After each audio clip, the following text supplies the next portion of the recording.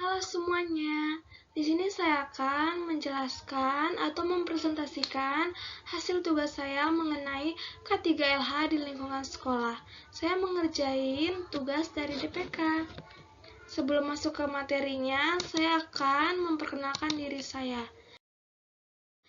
Perkenalkan, nama saya Keisha Angelina Tambunan, kelas 10 TKJ 3, tempat dan tanggal lahir saya di Batam 22 Februari 2010. Alamat saya di perumahan Ricci 2, Blok S1 nomor 1. Cita-cita saya ingin menjadi dokter dan hobi saya bermain alat musik, menggambar, serta menyanyi. Kita langsung aja ke materinya. Yang pertama yaitu pengertian K3LH. K3LH adalah singkatan dari Kesehatan, Keselamatan Kerja, dan Lingkungan Hidup. Berkaitan dengan program kesehatan, keselamatan kerja, dan lingkungan hidup pada perusahaan atau instalasi dengan banyaknya tenaga kerja. Selanjutnya ada prinsip K3LH. Yang pertama, menjamin kesempurnaan melalui perlindungan atas kesehatan kerja dan keselamatan kerja yang dilakukan oleh para pekerja dalam melakukan pekerjaannya. Yang kedua, jaminan kesehatan dan keselamatan kerja merupakan hak pekerja yang harus dilaksanakan. Selanjutnya ada tujuan K3LH yang ingin dicapai. Yang A, melindungi tenaga kerja atas hak keselamatannya dalam bekerja untuk kesejahteraan hidup dan meningkatkan produksi serta produktivitas nasional. Yang B, menjamin keselamatan setiap orang yang berada di tempat kerja tersebut. Dan yang terakhir, yang C, memelihara sumber produksi agar dapat digunakan secara aman dan efisien. Selanjutnya ada sasaran K3LH yang ingin dicapai. Sasaran K3LH meliputi pencegahan kecelakaan, penyakit, dan kematian kerja, pengurangan risiko cacat, pengamanan alat dan bahan kerja, peningkatan kondisi kerja dan produktivitas, serta menjaga lingkungan kerja tetap aman, bersih, dan sehat. Selanjutnya ada pengertian keselamatan kerja. Keselamatan kerja adalah usaha untuk memberikan kondisi kerja yang aman dan yang sehat, mencegah kecelakaan, cacat, kematian akibat kecelakaan kerja, serta melindungi sumber daya manusia. Faktor pendukung keselamatan kerja. A.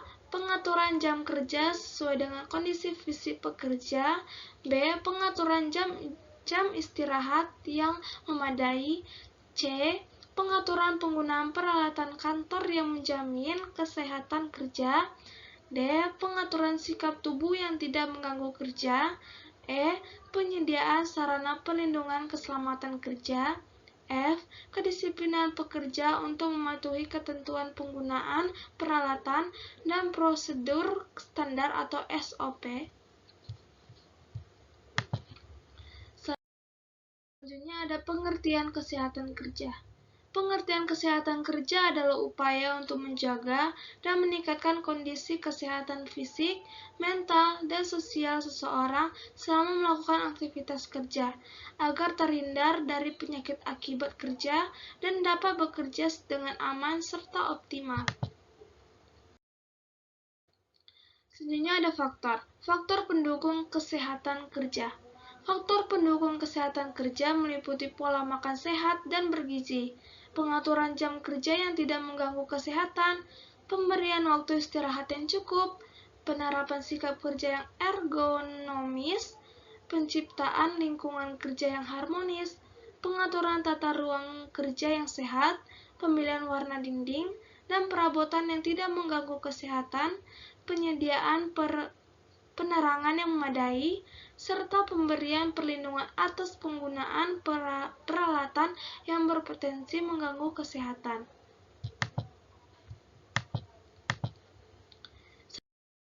Selanjutnya ada pengertian budaya kerja industri.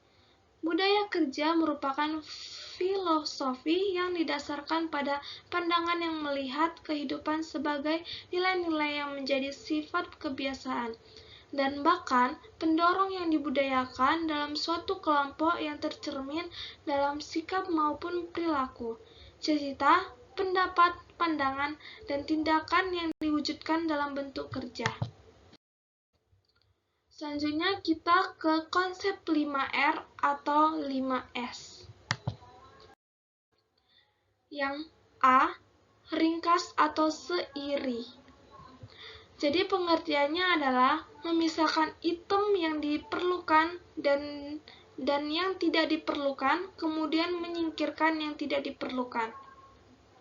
Jadi dia itu memisahkan antara item yang diperlukan dan yang tidak diperlukan. Jadi langkah-langkahnya adalah yang pertama, memisahkan barang atau peralatan yang diperlukan dan yang tidak diperlukan.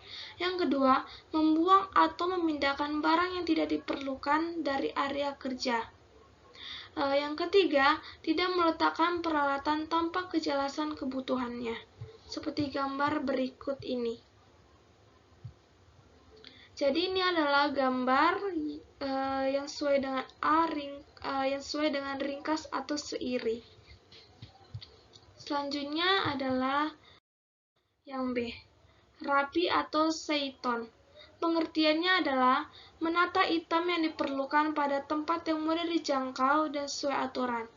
Jadi dia itu menata item-item yang diperlukan pada tempatnya itu agar mudah diingat gitu dan sesuai aturan. Jadi langkah-langkahnya adalah yang pertama, memadai barang atau peralatan rusak dan tempatnya akan dipisahkan untuk diperbaiki. Yang kedua, meletakkan barang sesuai aturan yang ditetapkan. Yang ketiga, memastikan semua barang memiliki tempat khusus dan berada di lokasinya. Yang keempat, mendorong pengembalian barang ke tempatnya setelah digunakan. Jadi ini adalah gambar dari rapis atau seiton.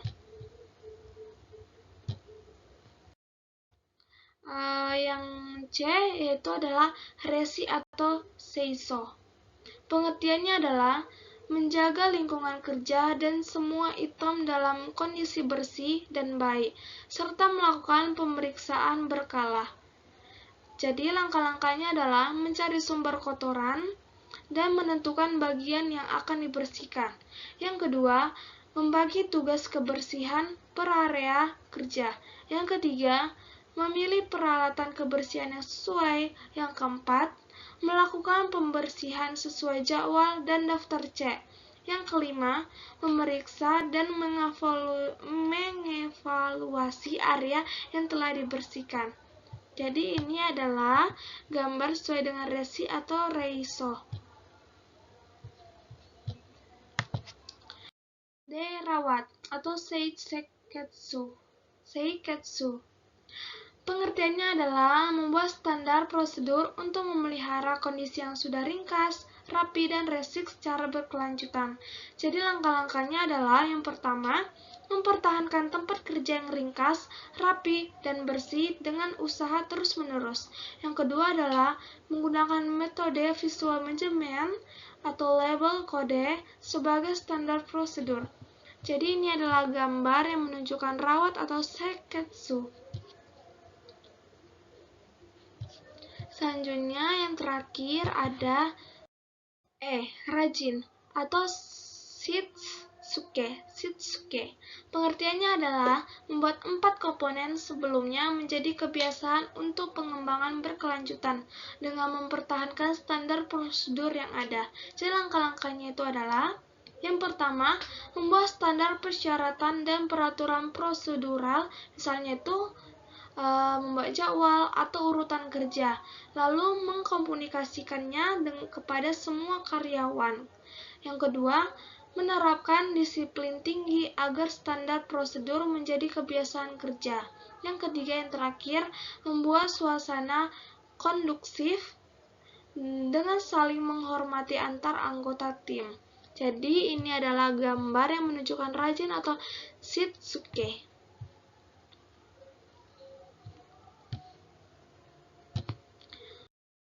Oke, sekian dari presentasi mengenai K3LH tentang lingkungan sekolah. Terima kasih. Bye-bye.